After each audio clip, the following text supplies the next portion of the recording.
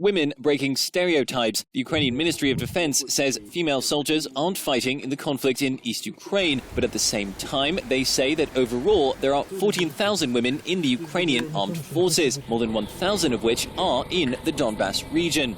On the front line, the men say that an army or a war without women would be demoralizing. A smile or a kind word can improve even the worst frame of mind. Following the example of the Israeli army, I think that we should take women into the military. They too can defend the country like we can.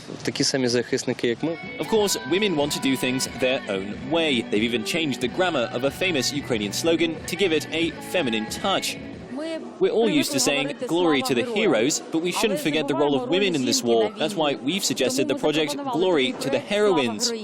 The project is actually a competition.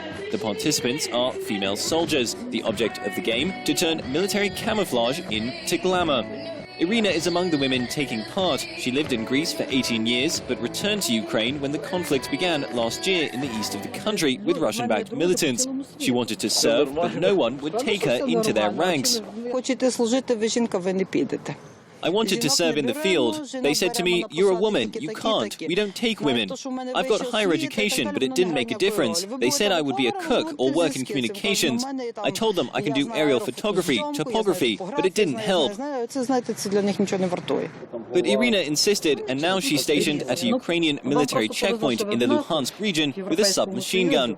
Among her experiences, when a Grad rocket struck just a few meters from her position. Miraculously, she survived without a scratch. One of her fellow female soldiers says, when it gets dangerous, a person doesn't think about her life. She thinks about her home, her country.